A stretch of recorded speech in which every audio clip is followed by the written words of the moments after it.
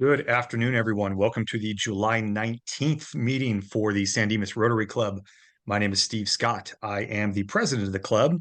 Once again, apologize. Thought I had my computer camera all fixed, but apparently I do not. We'll continue to figure out what's going on here. Let's go ahead and jump right into it with the spokes and introductions. Sylvia, why don't you start us off? Hi, everyone. My name is Sylvia Melendez. I'm the CEO of the San Dimas Chamber of Commerce. Thank you, Sylvia. Thanks for being here. It's great to see you last week at Farmers Market. Hope it went well last night, or I guess it's tonight. Yeah.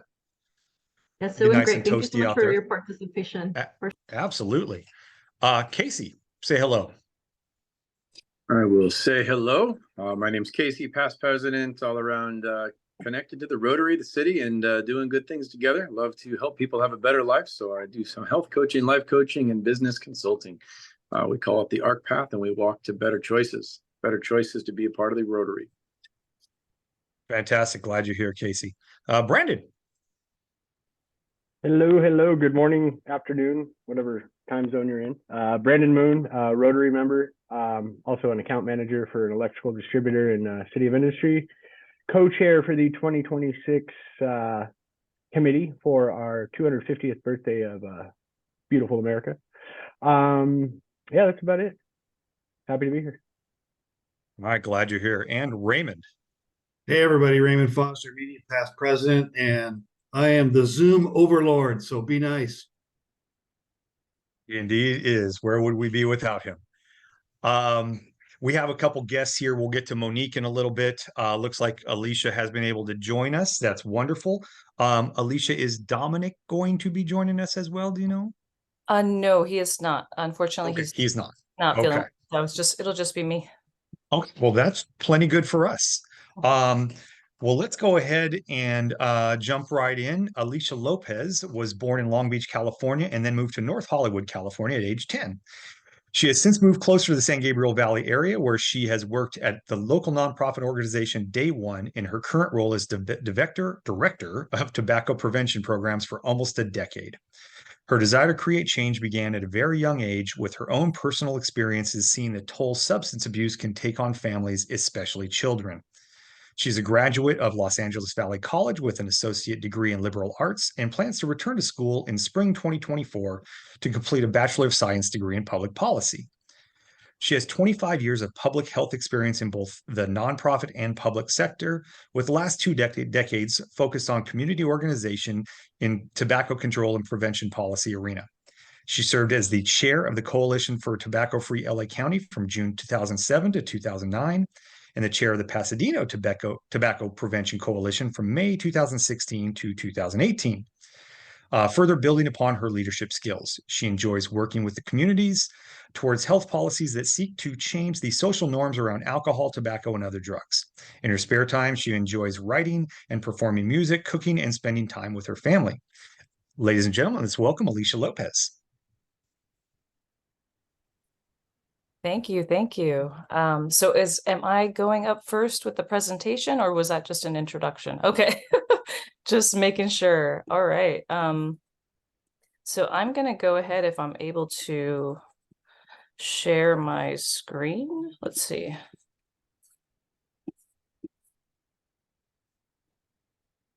Hoping this lets me. Share screen is enabled. Okay. Can you see this? Yes. Okay, I'm hoping I'm able to still getting the hang of my new laptop. Can you see that in presentation mode? Yes. Okay, wonderful. I'm glad it's all working. Well, thank you very much for having me today. Again, it will just be myself since Dominic is out, but hopefully, you'll get a few tidbits from this presentation and learn a bit more about our organization and the work we're doing in San Dimas. So as you know, it says here, reducing youth access to tobacco. So that's really our focus right now. And I'll get more into that in a little bit. And I am with the organization Day One. Oh, let's see. There we go. And just a brief agenda on a couple of the things I'll be covering today. So I'll just be giving an introduction sort of to our agency, and not just my program, but also other programs that Day One offers. Just so you have an idea, we are a multifaceted nonprofit organization, so we don't just have one focus. I just want to give you a snapshot of briefly of some of the things that we're working on. I'm going to go over harms of tobacco use, which we're all pretty familiar with, but it'll probably be just a refresher.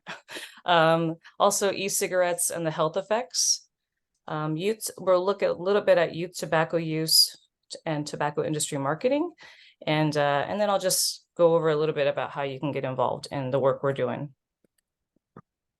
So just to start, so Day One is a community-based nonprofit organization, and we've been around for about 35 years throughout the San Gabriel Valley, providing effective, high quality, and culturally sensitive public health education, intervention, and policy development.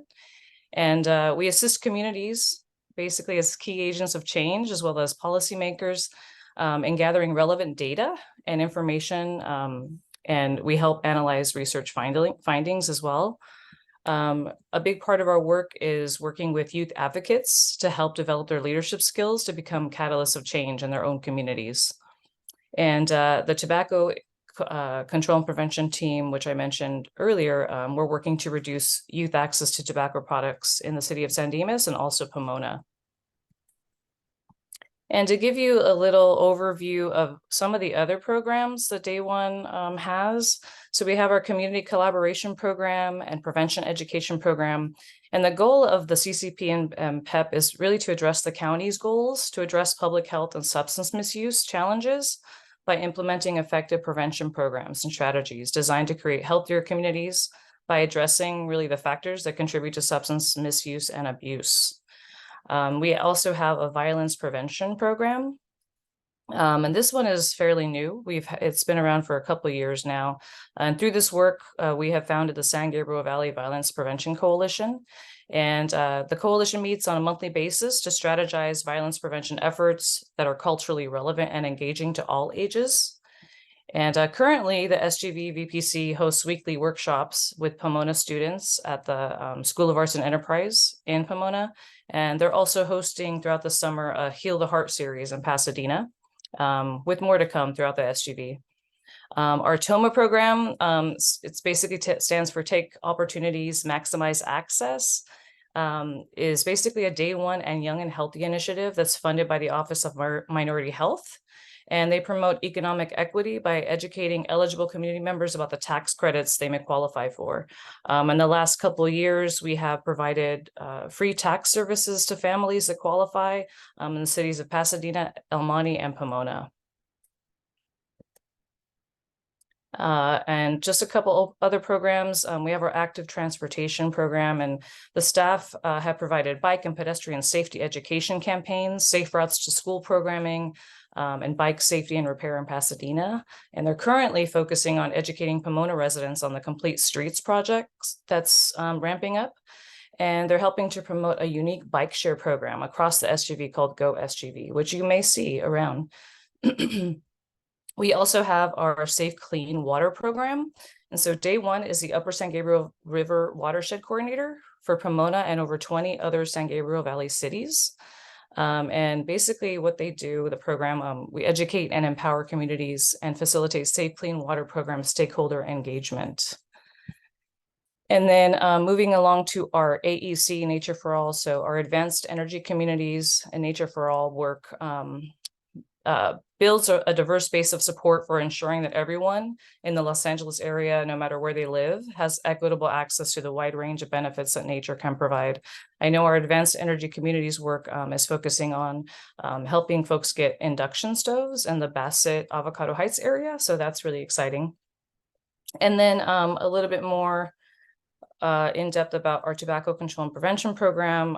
As I mentioned, we're looking at reducing youth access, and the project is really aimed to change social norms surrounding tobacco use and indirectly influencing current and potential future tobacco users by creating policies and programs that aim to reduce youth access to tobacco products at the local level.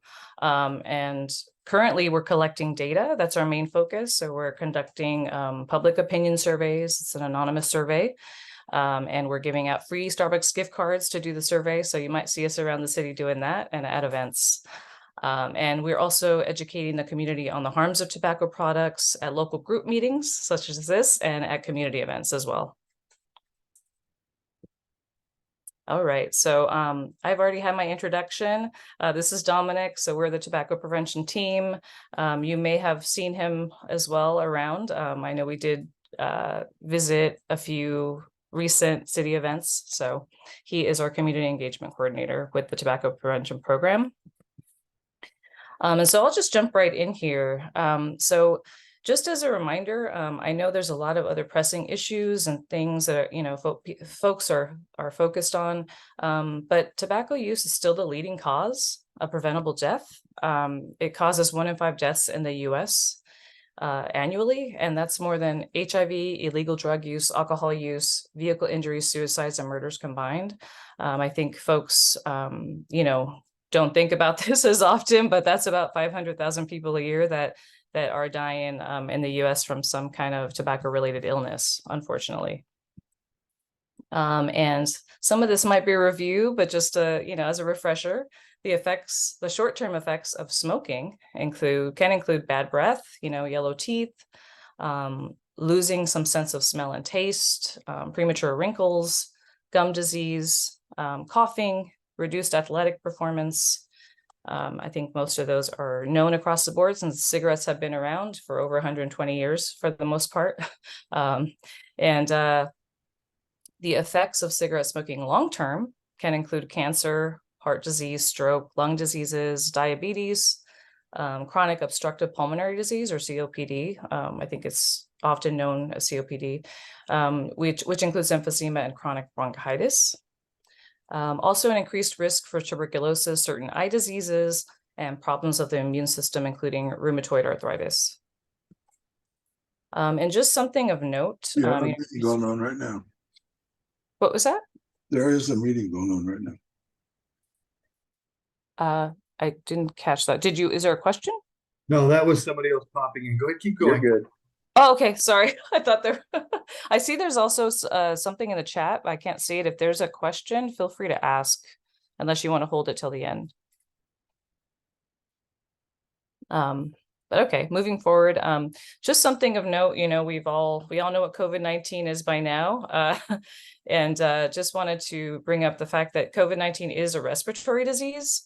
It's one that especially reaches into the respiratory tract, which includes the lungs. And it can cause a range of breathing problems from mild to critical. And just to note, smokers are at double risk of developing any respiratory infections, including COVID-19. And now I'm going to jump into, we all know the harms of smoking. And one thing that I'm sure most of you have been hearing a lot more about is e-cigarette use, vaping, especially among youth. And I just wanted to share a little bit of information. This really could be a whole presentation in and of itself, but I'm just going to share a few slides on it. So just to give you kind of a history, the first e-cigarette device was created in 2003 by a pharmacist, and it was introduced on the market as a smoking cessation device in 2004. So the initial intent of e-cigarettes was good, right? The pharmacist that created it, his father was dying of lung cancer, and he just really was trying to help people quit smoking and have an alternative that wouldn't be as harmful.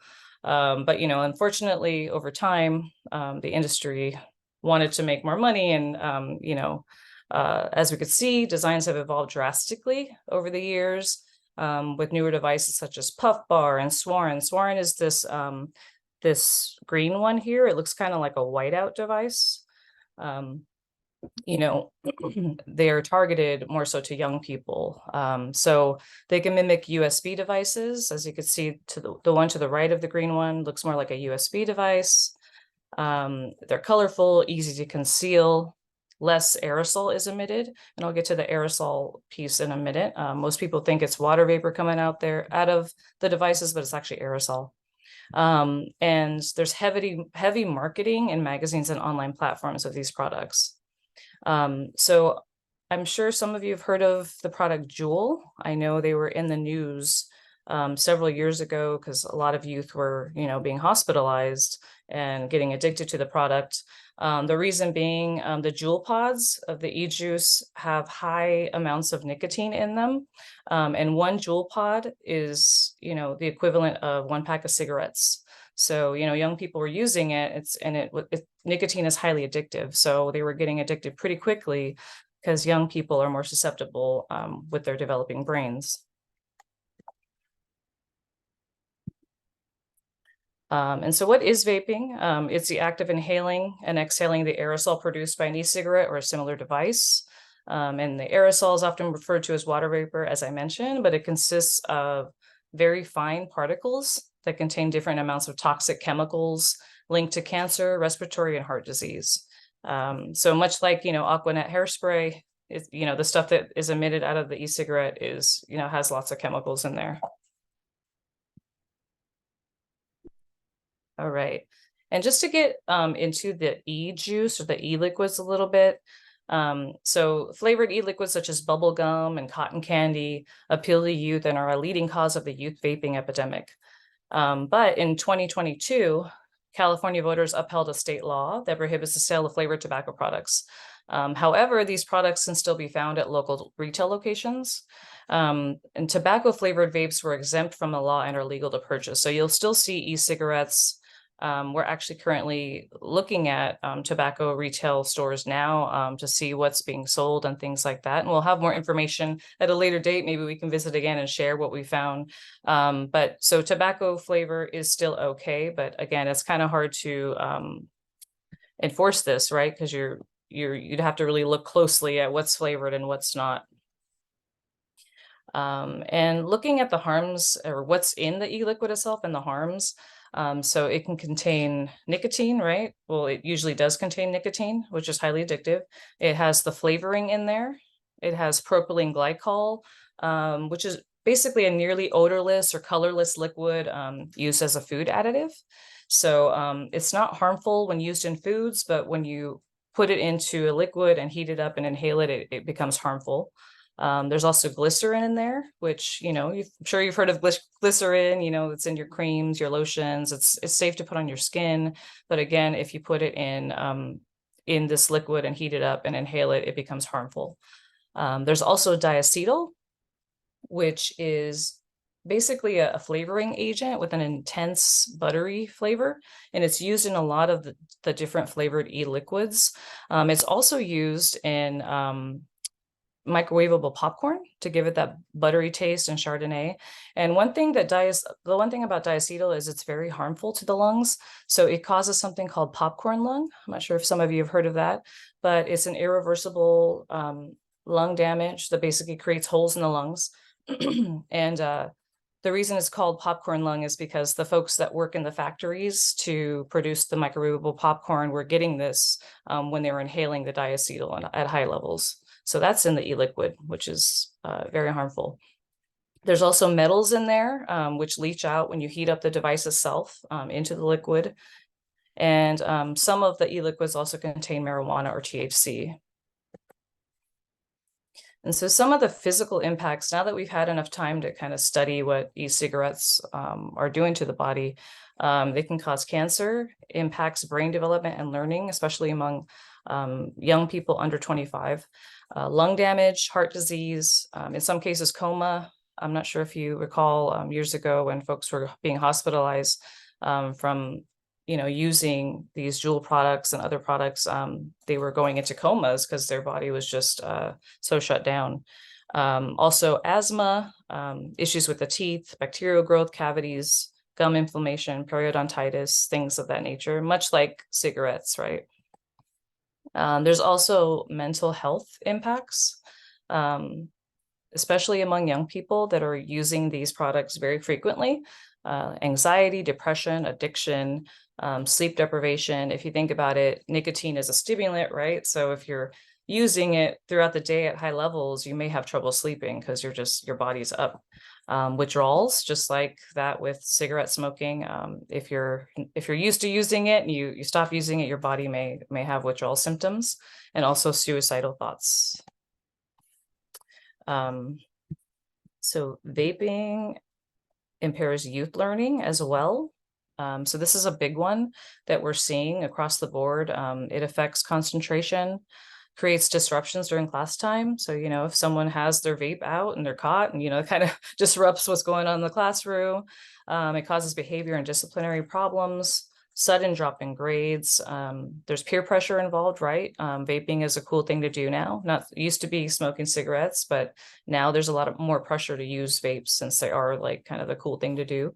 And also memory problems.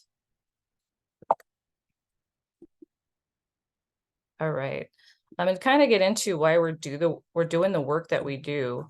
And just to share a few facts about youth and tobacco. So each day in the US, 1,600 teens ages 12 to 17 try their first cigarette.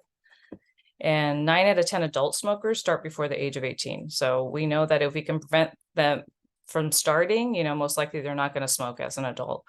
Nicotine addiction in teens is very different than in adults, often taking hold within weeks or just days of initial use. And e-cigarettes have been the most commonly used tobacco product among youth since 2014. Nicotine exposure during adolescence can harm the developing brain and hinder learning, as I mentioned earlier as well. And here's a chart just kind of showing, this was a national youth tobacco survey, just showing kind of the difference in, if we looked at this, you know, 10 years, maybe in 2009, it would look a lot different. But as you can see, any tobacco product youth are reporting, you know, 31.2%. But if you look at their use of e-cigarettes, it's almost 28% versus cigarettes now down to 5.8%. And the cigars are at 7%. Those are like the little cigars, Swisher Sweets, Black and Milds, those kind of flavored tobacco products. So as you can see, e-cigarettes are really the preferred choice of high school students. And just to kind of get into a little bit, this could also be its own presentation in and of itself, but tobacco industry marketing. In 2019, the largest cigarette and smokeless tobacco companies spent $8.2 billion alone on advertising and promotional expenses in the United States. And evidence shows that tobacco company advertising and promotion influences young people to start using tobacco. Tobacco ads make smoking appear to be appealing, which can increase adolescents' desire to smoke. And this is another little chart, some data that was done by the Truth Initiative. And so just looking at youth access to tobacco still being a problem. So youth who use Juul flavor pods in the past 30 days said they obtained the device in the following ways. So as you can see here, only 6% got them from the internet, while others, 52% got them from a social source, and 74% reported getting them from a physical retail location.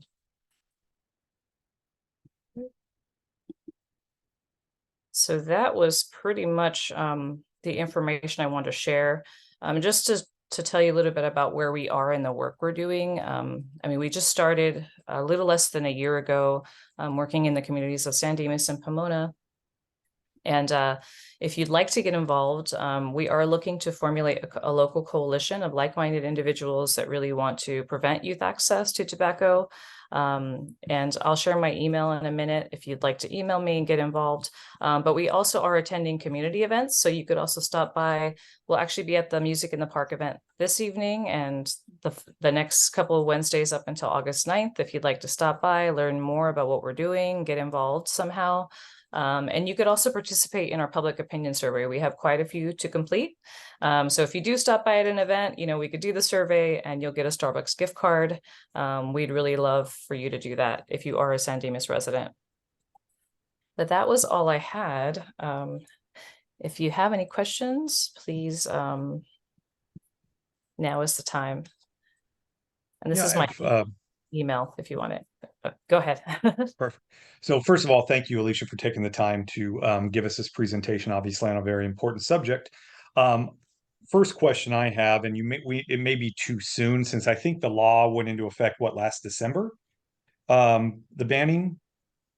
I think it's been effective since January 2023.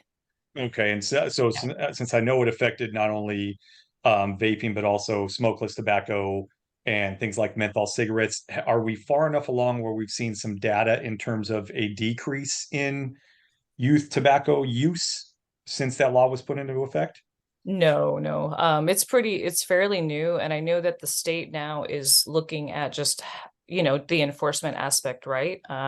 So it's going to take a while for us to actually see the effects of, youth tobacco, like access to these type of products and what stores are selling. So really, the work is kind of going to also need to be done at the local level to Sure. kind of grapple with this issue. Yeah. So are we still seeing stores no different than stores that may sell alcohol to minors? Do we still have a problem where stores are selling this stuff? Selling alcohol or selling tobacco? No, I'm saying similar to how some stores have been caught selling alcohol to minors. Are we still seeing stores that are selling what are supposed to be illegal vapes, illegal smokeless tobacco because they're flavored? Outlook? We are still seeing that, but we're actually, our agency and a couple other agencies throughout LA County that are funded by the LA County Department of Public Health to do this work. We're actually going to be we're going to be going into the stores with underage young adults, and they're going to try to attempt to buy tobacco to see how easy it is. So I will be able, in the future, if I'm able, come and share that data with you all once we have it. We're ramping up for that as well. So I mentioned we're currently kind of looking at the stores locally, seeing what they're still selling, kind of looking at who's still selling tobacco. Because, when this law went into effect, some people just said, hey, it's not worth selling tobacco anymore if I can't sell flavored tobacco, right? So we're really just kind of looking at the landscape now, and we'll have more data locally for you in the coming months. Excellent. Thank you. Any other questions? So, all right, well, I have one more. In looking at the chart with cigarette usage being down in the 5% range, where, 10 years ago, it would have been significantly higher. Do we think that is a direct result of vapes becoming more popular, or all the work anti-tobacco programs have done over the last couple decades, putting more of a negative stigma on cigarettes? Well, I would definitely attribute it to, a lot of the policies that have been put into place over the last 3 decades or so. Even, the first was in the 1960s with banning smoking on airplanes, right? So that's the thing. We did all this work, but now with these new products, the flavored products, the industry found a way to, affect youth again, because the idea is if you get folks to start before they're 18, you're going to have them for a lifetime, right? Sure. And more and more people, more and more youth are not using cigarettes or starting to use tobacco in that way because they know it's bad for you. So it's kind of, it definitely undermined a lot of the work that we're doing. So we're playing catch up here again with these e-cigarette products. All right. I hope that answered your question. It did. Thank you. Yeah. And thank you again so much. You are more than welcome to stick around and listen to the rest. If you have to get back to work, totally understand. But let's move on to our fine master. Casey, are you there? Thank you. I'm back. All right, Fine Master. What we do in the Fine Master is simply have the opportunity to talk about what's fine, what's not fine, or fine yourself because you want to talk. And so anybody can come off mute if we want to share the screen, Raymond, so we can see each other. That is desirable. And we will go from there. If everybody else can see each other, you're good. But who has the desire to find themselves today? Again, when you find yourself, you're basically contributing to the Rotary. You're talking about what is fine, what's not fine, or you're just getting on a soapbox. Yeah, well, I'll find myself $10 because something's not fine. If you're going to pick a week to have your air conditioning stop working at home, this isn't the week. Wow. And then if you're going to try to get an air condition repair person out to your house, this is also not the week. So things are a little warm in the Scott household right now. So I'm going to find myself $10 for that. And things are always warm in the Scott and Steve's household because his wife is, a little bit Cuban and has a lot of passion. So raise that temperature and I'm sure things go crazy, huh, Steve? Accurate. There you go. Somebody else. What's fine? What's not fine? Well, I'll go with $20, and because I'm going to split it 10 and 10. First off, Alicia, I am 9 months now tobacco free, so from 2 packs a day to 0, and only because they stopped selling it. Quite frankly, I was a menthol smoker, so. And I will tell you, you can get them though. Apparently, I didn't know this. You can get them at Indian casinos. They have huge displays now, but not tempted at all. Number 2 is grandchild number 8 is out of NICU and is home, and mother and child are doing very well. So that's worth a total of $20 there. Thank you very much. I can hop on that one and take the $10 fine about the grandchild and say I am now a grandfather, and we have moved 2 weeks forward here. So this is grandfather fining zone. Beware. So $10 that my little granddaughter is just a beautiful, beautiful little gift. So give us the details. That's not my realm. Her name is Noelle Rose. I know that. Wow. She's precious. She's beautiful. She's like 17 and a half inches. She was 7 pounds, 18 inches. I don't know, 7 pounds, 6 ounces. My daughter-in-law is a labor delivery nurse. We were not in the room when she actually delivered, but we were there a couple of times during the process. She was the patient, the nurse, the doctor. She ran that room. I'm telling you, now I understand why she runs my son the way she does. She kept that room organized. Congratulations. Well, congratulations to both of you. Congratulations. Thank you. I'll jump in if that's okay. Yep, Sylvia, take it. I'll find myself $10. As you may know, the wine and beer walk. Oh man, can't see. There you go. Well, the wine and beer walk is coming up, and we're looking for vendors. So if you're interested in participating, please reach out to me at 909-592-3818. Again, 909-592-3818, or at the sandimaschamber.com website. And here you go. So it's coming up on Saturday, October the 7th from 5 to 8. We have plenty of booth spaces available, but they're going really quickly. So please reach out to me. Thank you. Thanks for that, Sylvia. Okay, thank you, Casey. Moving on to our Action 360, we are fortunate enough to have Monique Campos here from LA County Sheriff's Department to talk about National Night Out. Monique, floor is yours. Hi, good early afternoon, everyone. I see some familiar faces, so thank you very much for joining. You already know me, but for those who don't, I am your Crime Prevention Community Relations Officer for the City of San Dimas and the station, San Dimas Sheriff Station. I've been here now 5 years with the station. Let's see, this year I'm going on 24 years on the Sheriff's Department.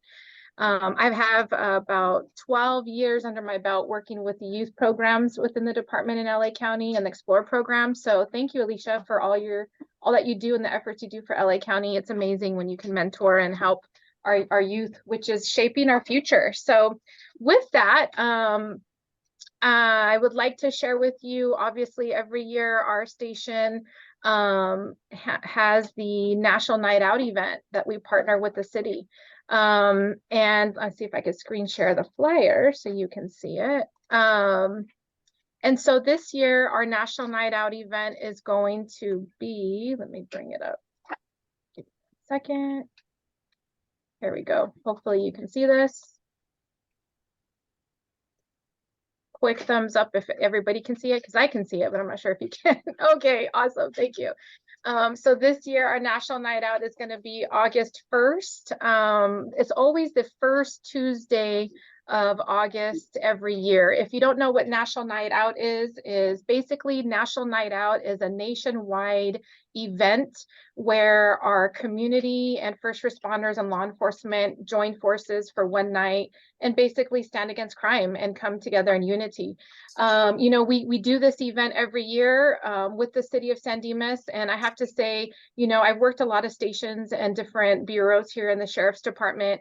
And, you know, San Dimas here, I'm proud to be a part of the community relations side, because here in San Dimas, our station and our city, we offer a lot of resources, right? We have the mountains, we have our horses for mountain rescue team out in the mountains. And, you know, we have so many local community residents as yourself that support our station and our resources and our efforts. And I'd really like to highlight that more this year for our National Night Out. We're having it here at Civic Center Park.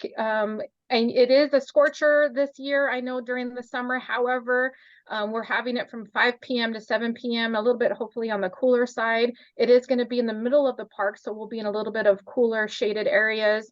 We'll have all our first responders parked around the rim of the park, from our inmate transportation buses to our horses, mountain rescue, K9, SWAT, all of our amazing, LA County Fire, CHP, forestry. And we have a live band this year where we're going to highlight on the stage there inside the park. And then during the intermission, a nice little treat is we're having our local Polynesian dancers for the youth, all the way down to little itty bitties to adults. So I'm really trying to ask if you can just help support our efforts on this community event. It's no secret that our nation has had many trials with the law enforcement and community efforts. And a part of my job is to try to bring back some of the good and the positive and some unity together. So I'd really like to highlight that this year and invite you all, and invite your, put it up in your businesses if you can for the flyer. If you need some, let me know. I'll email it to you. And really just kind of bring back some good positive unity. I have a lot of kid activities and giveaways for the kids and families. So I'd like to just share that event that's coming up. And Alisha, I'd like to invite your group to be a part of this program. I think, tobacco prevention and awareness is huge, not only for adults, but our youth as well. I get it. And it has become an epidemic along with fentanyl. So I'd really like to partner with you on getting that exposure resources to our community. So I'm proud to be a part of the community relations portion for the city of San Dimas. And thank you, Rotary, for all that you do. You all are really the peak of getting the unity together on all our groups with our city and all the different programs that our city has to offer. And so I'm just one entity to your tree. So thank you. If there's any questions, I'm here to answer them. And thank you for the quick little addition to the meeting of adding me. I appreciate it. Listen, thank you, Monique. Anybody have any questions for Monique? Okay, thank you again for your time. And I'm sure we will be working with you and the department moving forward on a lot of stuff. So thanks a lot. Thank you so much. I appreciate it. You guys have a great day. All right, you too. Moving on, 2026 committee. Brandon, any updates? Yeah, we met last night. In fact, a bevy of people who are here were actually on that committee. So made a lot of movement towards the first fundraiser, which will be a casino night in September. And we decided on logos in an hour meeting. I think we made a lot of forward movement, a couple of new people involved in the committee. And for our visitor, 2026 is the committee here in San Dimas authorized by the city to plan the 250th anniversary of the 4th of July, or the signing of the Declaration of Independence here in our city. So it's pretty exciting. And one of the things we talked about last night was, instead of a fireworks show, a massive drone show because of the new technology and what can be done. So exciting stuff going on there. Steve, anybody have questions or something I missed that I should talk about? Because I know a lot of you were there. Okay. No other questions. All right. Moving on to something that we've discussed a little bit. I know Raymond and I spent 2 hours discussing last week at the farmers market. Our next fundraising possibility is a poker tournament / tequila tasting. Raymond, you want to talk a little bit about that? You want me to? It's up to you.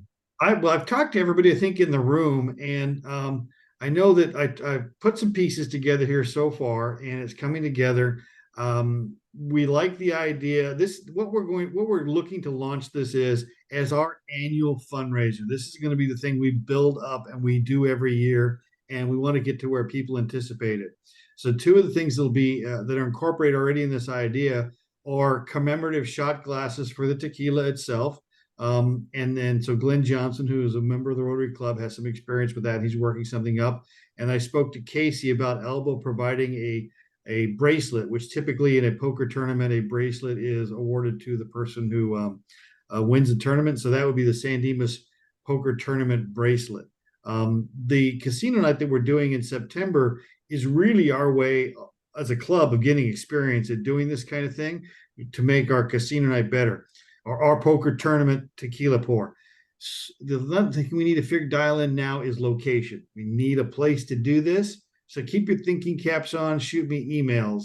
And then can I update on the Satellite Club also? Yeah, go for it. So tonight's meeting is at 7 o'clock instead of 6 o'clock. The speaker is in Hawaii and asked me to do it an hour later to accommodate them. It'll be on the Marine Corps Force Recon Foundation.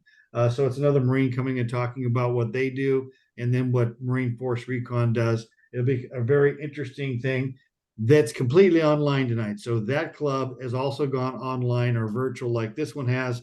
And quite frankly, and that's till they decide if they want to continue with the hybrid or not. Also, the food drive is coming up on September 30th. That's the same day as Running Scared.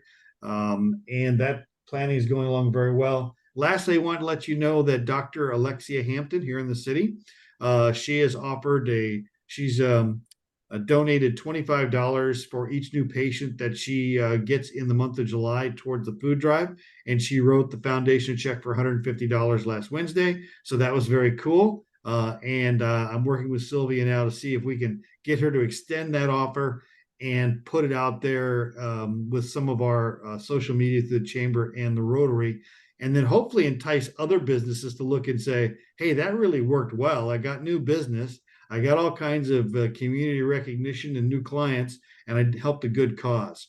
So we're kind of working on that now. Any questions on that stuff? I mean, No. just a quick clarification on the difference of what we're doing with the 2026 committee. That's the whole casino night, and then what you're looking at is just the poker night with the tequila shots is a separate fundraiser, correct? Yes, Correct. a poker tournament. So it'll be a Texas Hold'em tournament, and they're run differently and much more competitive than a casino night. Casino night tends to be a lot more fun stuff going on. But the poker tournament, I think you'll get some serious, at least in the city. There's guys who like to play poker. They're already talking about it. So, Gotcha. and I know, Steve, anything do you want to add to that? No, I mean they are, while they are both quote unquote gambling, the events themselves are very different. As Raymond said, casino night, you're gonna have a craps table, you're gonna have a blackjack table, roulette, et cetera, et cetera. This is going to be a no limit Texas Hold'em tournament with the option to rebuy if you get knocked out early, which allows us to generate more revenue. The World Series of Poker provides a bracelet to every single winner of every event they have. That's going on right now. So we thought doing a bracelet would be a really cool idea and something that we can kind of have moving forward as some type of perpetual honoring of the winners. So yeah, I think it's something that we could get 100 people very easily. And it could be a really, really good event and an excellent revenue generator for our club without us having to sell raffle tickets. And I need prizes. So if anybody's got prizes for both events, let me know. I need prizes. Raymond, I have a question. Yes. For this poker tournament, is there the location you're looking for? Are you hoping it would be free, or is there a budget as to what you're willing to spend on the location?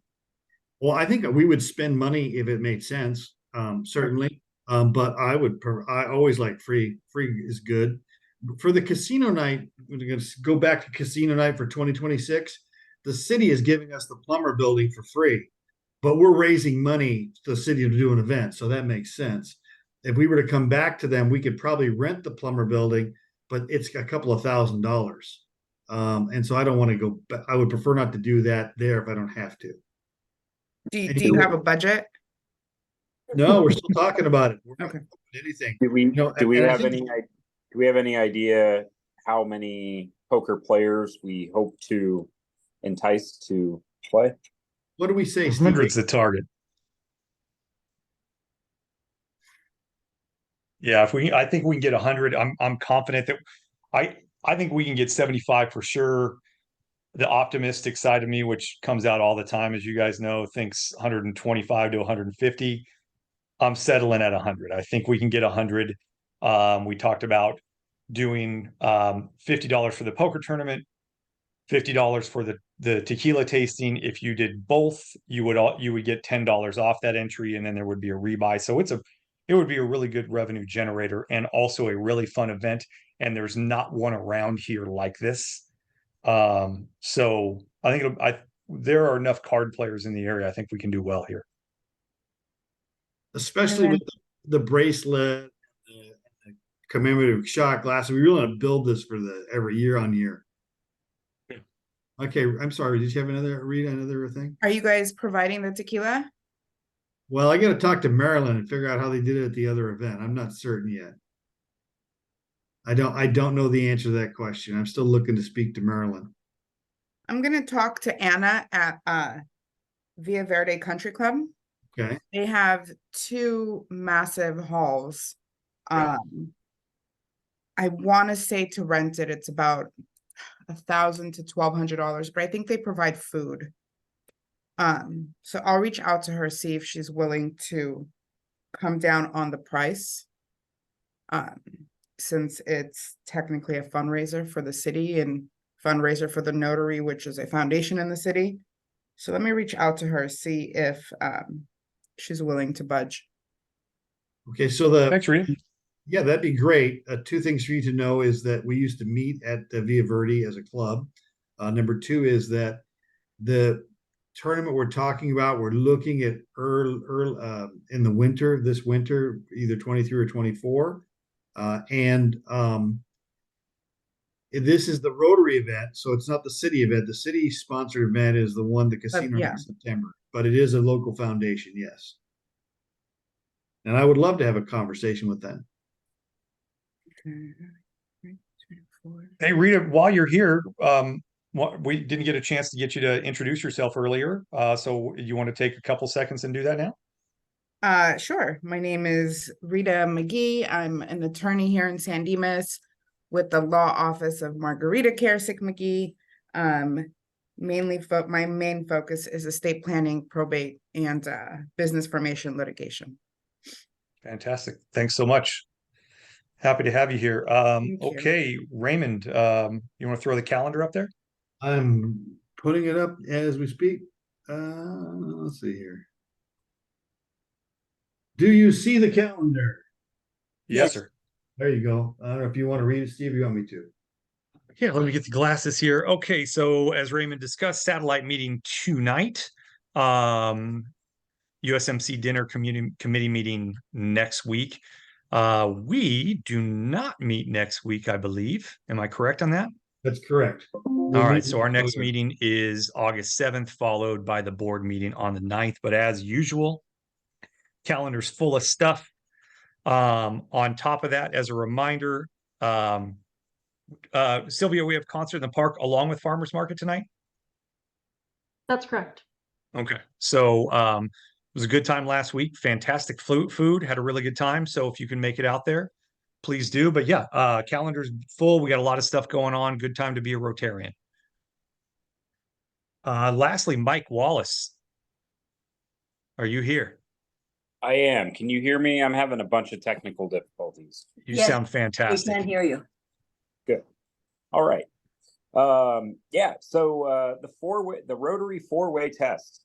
This is a test developed by Rotarians that is essentially an ethical, moral test that you can apply to anything that you think, say, or do. And that is, I have it right here. I'm just going to grab mine. I keep one right here at my desk. Is it the truth? Is it fair to all concerned? Will it build goodwill and better friendships? Will it be beneficial to all concerned? You can rest assured that if you run any scenario through that 4-way test and it passes all 4 of those tests, that you're going to be on solid moral and ethical standing. And that's today's 4-way test. Thank you, Mike. Okay, folks. Again, I want to thank Alisha. Want to thank Monique and all the Rotarians who made it here today. Hope everybody has a great week. Stay cool out there, and we will see you in 2 weeks. Bye, everybody.